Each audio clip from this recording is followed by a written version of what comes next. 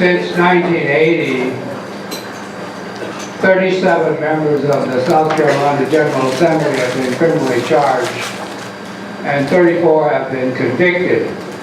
3 people who are under criminal charges at the present time have their cases pending. We've also had the Lieutenant Governor criminally convicted for misusing campaign funds, Agriculture Commissioner for taking bribes, the treasurer for smoking cocaine,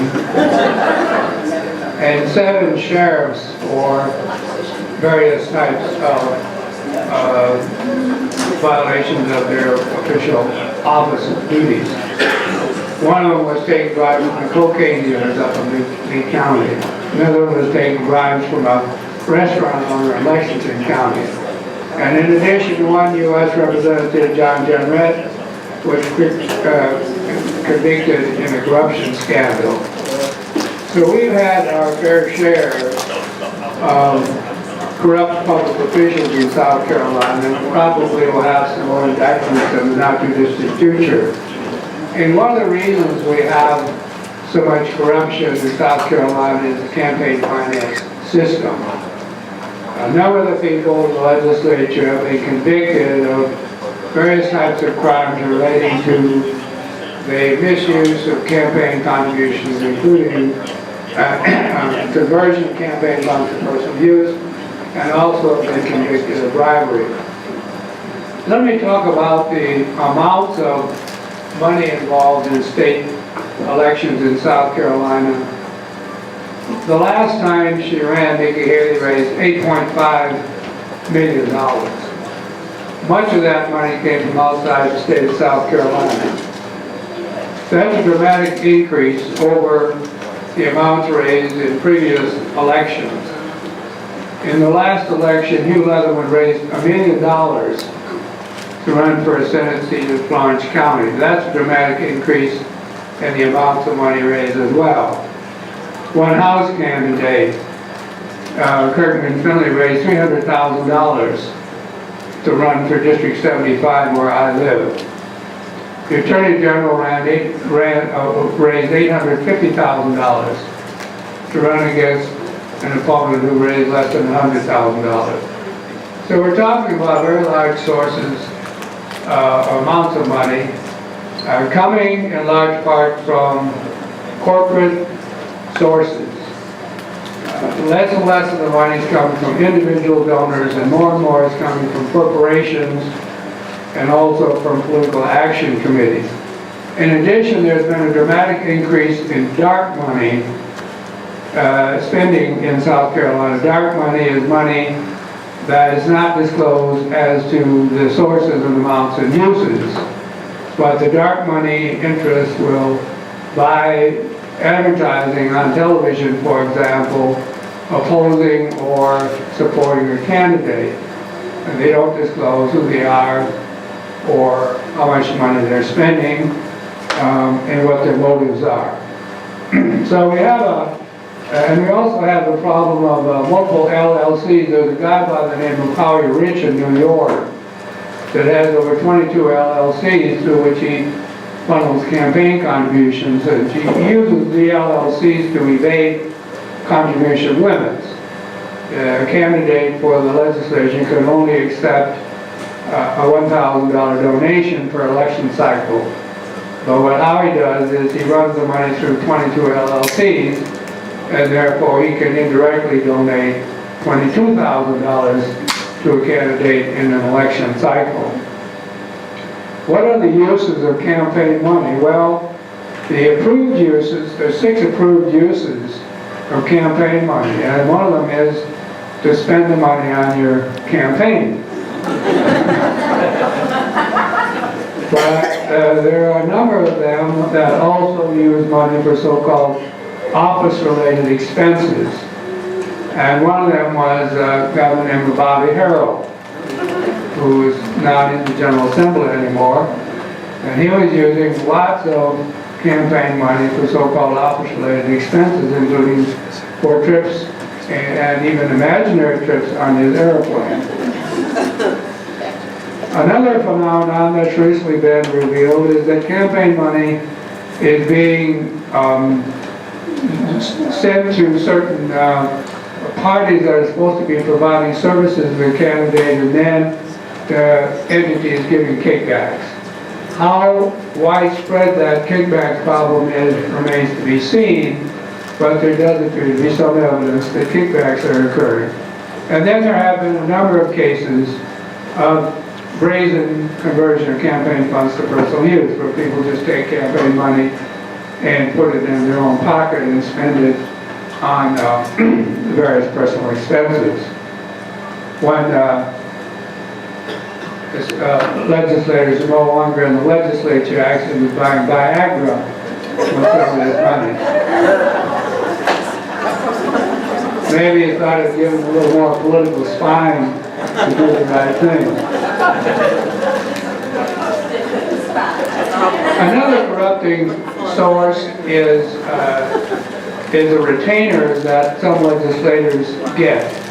Legislators are part-time officials. They're not paid very well, and the burden of being in the legislature is very substantial, especially if you're a senator. You get a whole lot of phone calls, and people expect a great deal in terms of what they think you can do. For I used to sit in Jake Knott's office when he was in the Senate. Jake was a friend of mine, and people would call him about Social Security benefits and VA and a lot of things that have no relationship to the state of South Carolina or his duties as a state senator. But the retainer problem is a serious one. There are a number of lawyers that are on retainer to special interest groups.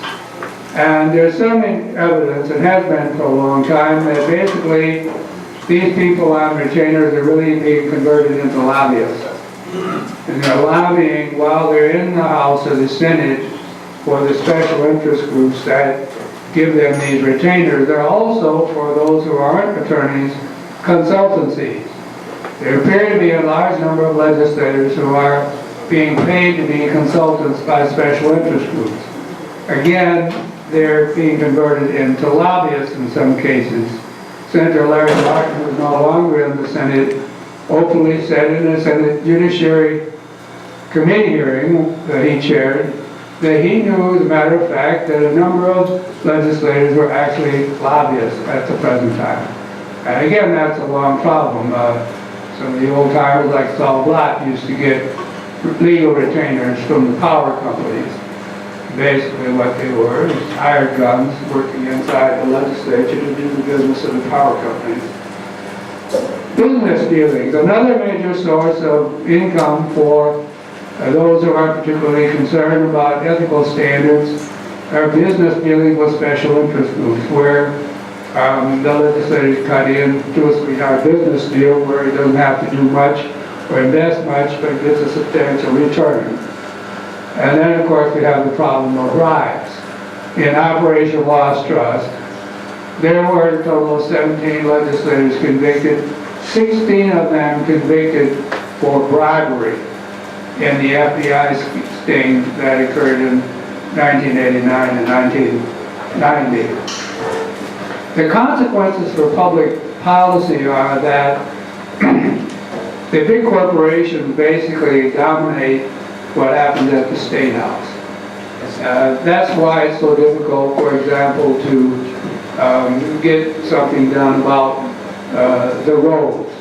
And the outside interest groups also play into that. They are very much opposed to the increase of the gas tax. The AFP, which is the Koch brothers operation, put a tremendous amount of pressure on legislators not to increase the gas tax. So it creates a certain amount of paralysis in the legislative process. And it's one of the reasons, I think, why we haven't gotten the road money, and also why we haven't done nearly enough for public education.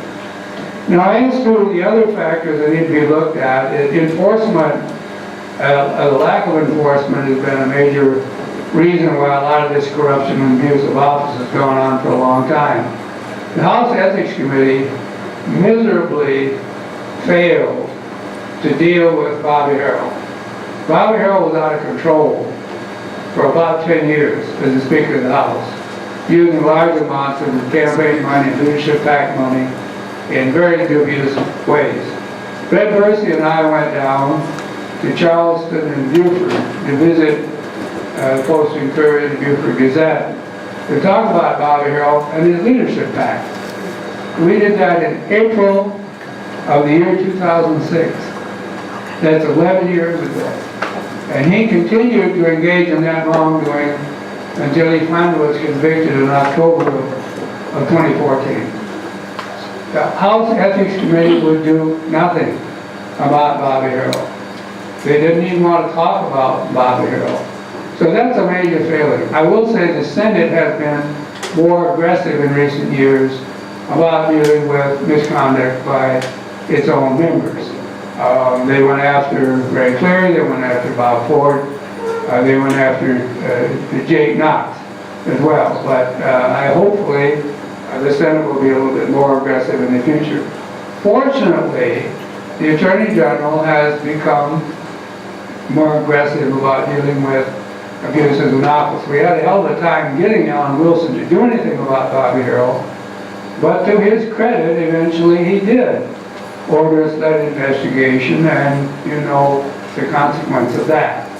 And now we have the special prosecutor, David Pascoe, digging into the devious conduct of a number of public officials, and hopefully he will root all that out. The problem in Operation Lost Trust, by the way, was that Bart Daniel was stopped by the Department of Justice in Washington from continuing the sting operation because they were afraid that he would take down over half the legislature. Stop. You took down 13%, that's enough. We don't need 50 or 60%. I hope Pascoe keeps going until the last crook is identified and shown out. And I hope also he'll be looking outside the General Assembly, because I don't think the General Assembly subsumes all of the abuse of office and corruption in the state of South Carolina. Now I want to say one final thing before I conclude. I talked with Senator Mike Fanning and Senator Clymer, who are both new members of the Senate, about an idea that I have, and that is to shift the investigation and the disciplining process of the legislators entirely to the State Ethics Commission. This has been talked about for 27 years. It was talked about during Operation Lost Trust, the idea of giving the State Ethics Commission the authority to investigate and deal with legislators that are engaged in misconduct. I think the time to do that has come. I also think that another change that needs to be made is that the campaign accounts of all candidates, state and local, need to be accessed by the State Ethics Commission in real time and at all times, okay? So whenever a transaction occurs, whenever a deposit is made, or wherever an expenditure is made, the candidate will know that there's somebody at the State Ethics Commission who could be watching what I'm doing. And it's going to require some additional staffing. I talked to Michael Bergstedt this past week, who's the staff attorney at the State Ethics Commission, about this. But the idea of hiring 1 or 2 CPAs and perhaps another attorney over there to handle the auditing process, the monitoring process, and the investigations. And in order to meet the concern about taxpayers being forced to pay the burden, we've come up with a new idea that I got Ernie Passley to propose back in 1990 without any success. And the new idea is that the candidates in South Carolina would all have to pay 10% of the gross receipts and donations into a fund that will be used to finance the State Ethics Commission. We estimate that that would generate over a 4-year period about $2.5 million or $600,000 a year, which would be enough to hire additional personnel and set up the technology for monitoring. Something has to be done, because when you have this magnitude of corruption and this frequency of corruption, and 37 legislators criminally charged in 37 years, that's 1 year, it delegitimizes the government. It makes it difficult for the politicians to do what they need to do because people don't trust them. They say, why should we raise the gas tax? They'll just steal the money. They're all a bunch of damn crooks. I've heard that many times, and you've heard it too. So we're on the edge, I think, of making some major changes.